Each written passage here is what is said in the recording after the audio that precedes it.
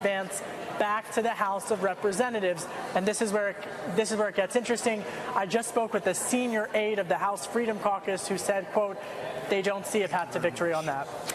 And let's take you now to the Rose Garden, where the president and the prime minister of Lebanon are holding a joint news conference after the Senate voted to begin consideration of a repeal bill on Obamacare. 0 of the Democrats' votes, the motion to proceed on health care has just passed.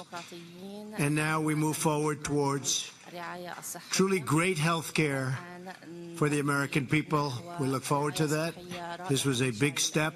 I want to thank Senator John McCain, very brave man. He made a tough trip to get here and vote. So we want to thank Senator McCain and all of the Republicans. We passed it without one Democrat vote. And that's a shame, but that's the way it is, and it's very unfortunate. But I want to congratulate American people because we're going to give you great health care, and we're going to get rid of Obamacare, which should have been, frankly, terminated long ago.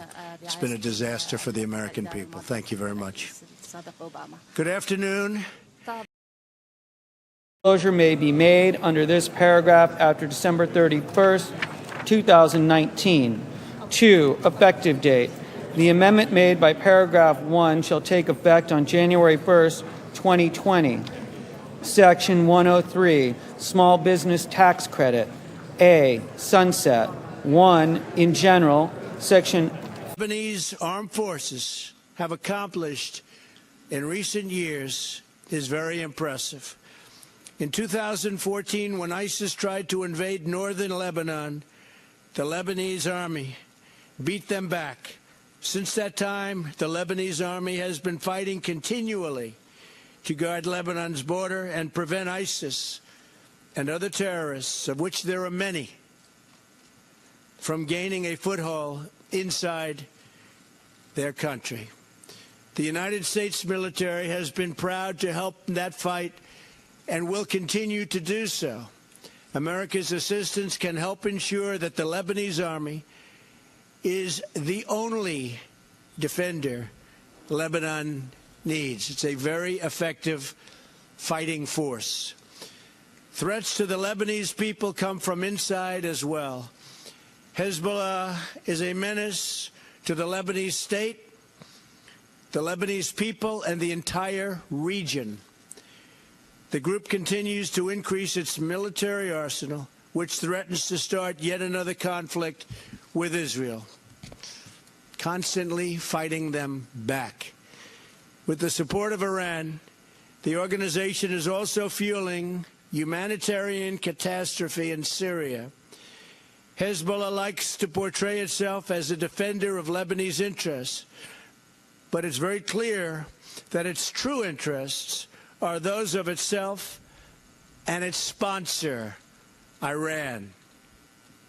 I have repeatedly emphasized that Syria's neighbors in the Middle East must take responsibility for helping Syrian refugees until they can return home and rebuild their country.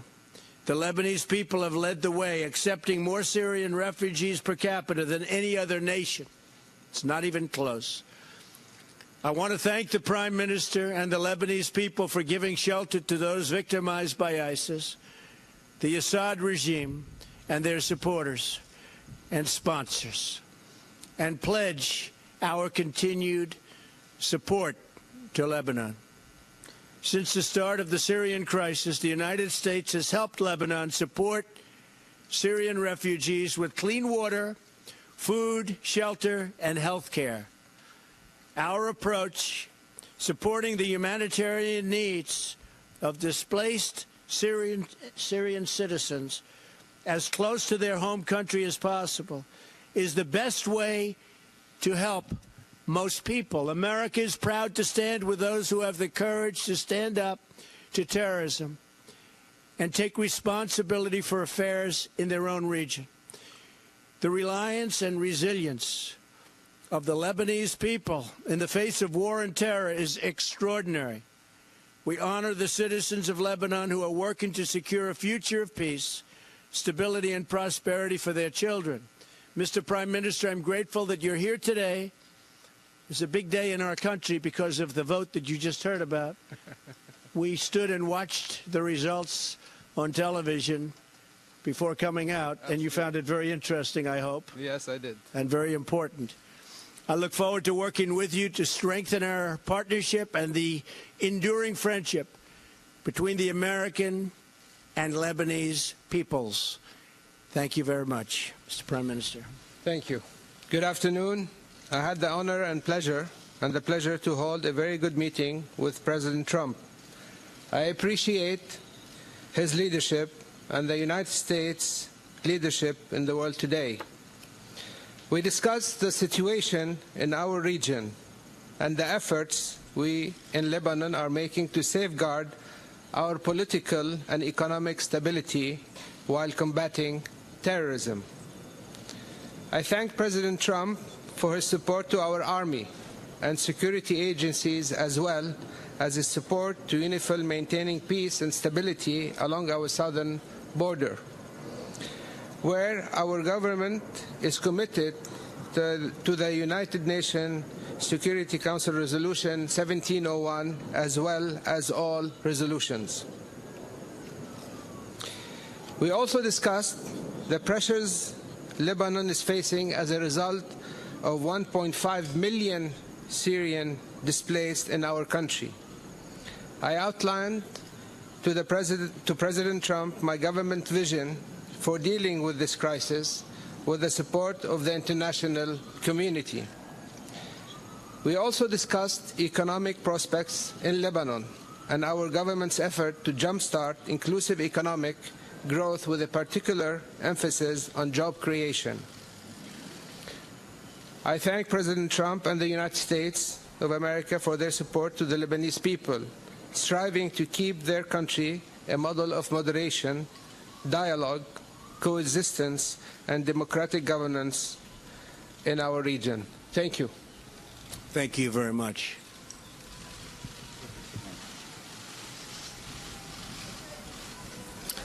Margaret Talev, please. Thank you. Hello, Margaret. Hi, Mr. President. Mr. Prime Minister, I'll have a question for you also in just a second, if you'll bear with me. You spoke earlier today at the Wall Street Journal. We've all seen those comments, but I think everybody here probably is hoping that you could talk a little bit more about this. You have called your Attorney General beleaguered. You've criticized his decision to recuse himself on the Russia matters.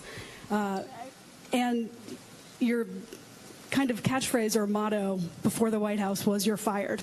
So I'm wondering if you would talk to us a little bit about whether you've lost confidence in Jeff Sessions, whether you want him to resign on his own, whether you're prepared to fire him if he doesn't, and why you're sort of letting him twist in the wind rather than just making the call for him. Thank you. Well, I don't think I am doing that, but I am disappointed in the Attorney General.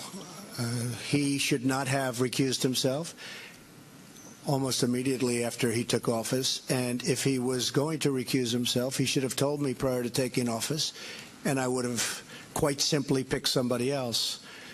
So I think that's a bad thing, not for the president, but for the presidency. I think it's unfair to the presidency, and that's the way I feel. Thank you. Thank you. Mr. Prime Minister, could you tell us what you think about the Saudi-led blockade of Qatar? This is something that has been of great concern to the U.S. also in terms of resolving. Do you think that Qatar is doing enough on terror? And if so, would you like to see President Trump increase the pressure on the Saudi coalition to ease its blockade? And Mr. President, if you would give us any more of your thinking on going forward the path with Attorney General Sessions and maybe your timeline for making a decision, that would be great. Thank you. You don't give up. That's okay. Thank you. I think there is an effort by the Kuwaitis.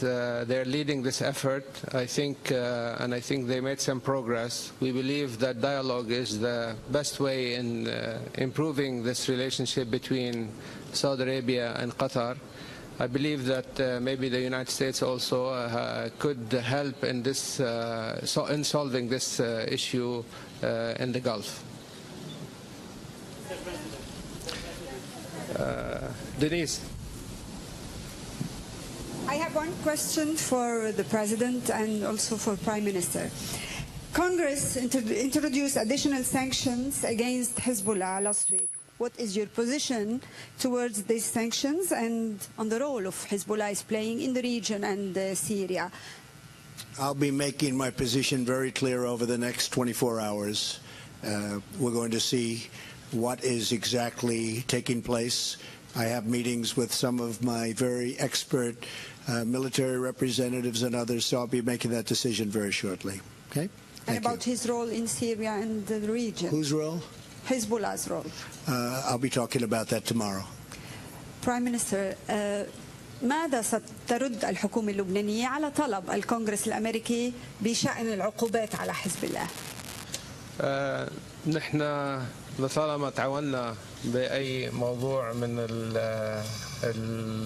الفرض علينا عقوبات أو على البنوك اللبنانية وتعاون بين المصرف لبنان وهذه العقوبات. نحن حنستكمل يعني هذا التعاون.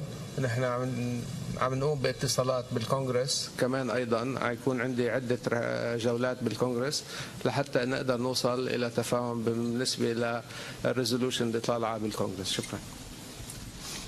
Blake Berman, thank you.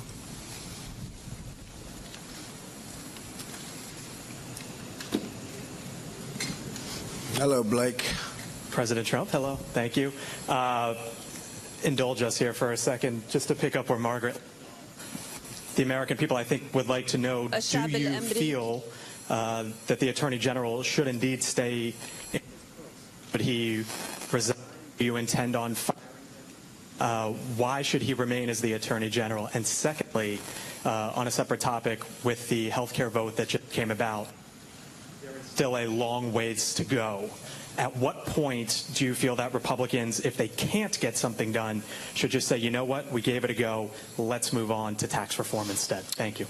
I want the Attorney General to be much tougher on the leaks from intelligence agencies, which are leaking like rarely have they ever leaked before at a very important level. These are intelligence agencies. We cannot have that happen. You know many of my views in addition to that, but I think that's one of the very important things that they have to get on with. I told you before, I'm very disappointed with the Attorney General, but we will see what happens. Time will tell. Time will tell. On health care, I'm extremely happy that we got this vote. This is, they say, if you look historically, this is the tough vote to get. Now we're all going to sit together and we're going to try and come up with something that's really spectacular. We have a lot of options and a lot of great options. And the Republican senators really went out there. It's not easy when you have 52 senators and you have a block of 48 voting against you. No matter what it is, no matter how good it sounds, it's very hard to get the kind of numbers that we got. We ended up with 51 votes, 51 to whatever. I don't know what it is. Yeah, 51 to 50. So we had two Republicans that went against us, which is very sad, I think. It's very, very sad for them. But I'm very, very happy with the result. I believe now we will, over the next week or two, come up with a plan that's going to be really, really wonderful for the American people. Obamacare is a disaster. It's failing in every front. It's too expensive. It gives horrible coverage. It was gotten by a lie 28 times. It was a lie. You can keep your doctor. You can keep your plan, all lies. And the people are sick of it. And we're going to come up with a great health care that satisfies the needs of the people that we serve, which is the people of the United States. I will say, and I said it right at the beginning, health care is always difficult because you have to weed a very, very narrow path, like a quarter of an inch wide, right down the middle. And if you go a little bit too far right, you lose 3 people on the left. And if you go a little bit too far left, you lose 5 people on the right. It is a very, very complex and difficult task, but it's something I actually know quite a bit about. I want to just thank some of the Republican senators who were really fantastic in getting us here, particularly John McCain for making the trip. But I think you're going to have a great health care. This is the beginning of the end for the disaster known as Obamacare. Thank you very much. And Mr. President. Charles. Mr. President, how can the United States help Lebanon cope with the massive number of refugees, of Syrian refugees, and is there a way you can help facilitate the refugees' return to their home country? Well, we are helping, and one of the things that we have made tremendous strides at is getting rid of ISIS. We have generals that don't like to talk, they like to do, and we were with General Mattis last night, and the success they've had against ISIS is extraordinary. We've made more progress in the last 4 or 5 months than previous, really, I could say the previous administration made in 8 years. And then we have to see what we have to see. But I will tell you, ISIS in Syria, ISIS in Iraq, ISIS in other locations, we have made tremendous strides. Our military is an incredible fighting force. And as you know, I let the commanders on the ground do what they had to do. Before, they used to have to call in this beautiful house and speak to people that didn't know what was happening, where they were, what locations, practically probably never heard of the countries they were talking about or the towns. I let the generals do what they had to do. And we have made tremendous plans. We were discussing it just before. We have made tremendous gains with respect to ISIS in Syria, Iraq, and other places. Thank you. Thank you. Dr. Rais. What about Bashar al-Assad in Syria? Assad? Assad. I'm not a fan of Assad. Okay? He will tell you that because we hit 58 out of 58. Or you could even say 59 out of 59 when we launched the Tomahawk missiles. No, I am not a fan of Assad. I certainly think that what he's done to that country and to humanity is horrible. So I have been saying that for a long time. I am not somebody that will stand by and let him get away with what he tried to do. And he did it a number of times when President Obama drew the red line in the sand. And then he should have crossed that red line because some horrible acts against humanity took place, including gas and the killing through gases. That was a bad day for this country. And I'd go a step further that had President Obama gone across that line and done what he should have done, I don't believe you'd have Russia, and I don't believe you'd have Iran to anywhere near the extent, and maybe not at all, in Syria today. Okay? Thank you very much. دولة رئيس السؤال لك كمان حكي كثير عن خفض الميزانية ميزانية الدعم الأمريكية للبنان بعد اللقاءات اللي عملتوها هل أنتم مطمئنين لاستمرار هذا الدعم خصوصي للجيش اللبناني؟ نحن مطمئنين إن شاء الله وكان في حوار واضح وصريح مع فخامة الرئيس وإن شاء الله الدعم للجيش اللبناني حيكمل مثل ما كان بإذن الله. حيكون دعم مثل الدعم السابق اللي كان يجي على لبنان للجيش اللبناني وللقوى الأمنية وإن شاء الله يعني هيدا شيء الجيش والجيش الأمريكاني والجيش اللبناني هن اللي بيقرروا بنوع الأسلحة ونوع التدريبات اللي هن بحاجة لهم. شكرا. Thank you very much, everybody. Appreciate it. Thank you. Thank you so much. Mr. Prime Minister, thank you. So that was President Donald Trump there speaking in his press conference with the Lebanese Prime Minister. As always, it seems with President Donald Trump, the questions don't tend to focus on the topic at hand. They focus on whatever else is going on in Washington. And Margaret Tlaib, our very own, of course, the White House Correspondents Association president, just her second day on the job, hitting him with questions about Jeff Sessions, of course, what he's trying to achieve there with his Attorney General, what will happen next. Donald Trump refusing to suggest that he was going to fire him or give any further clarity on that. Let's head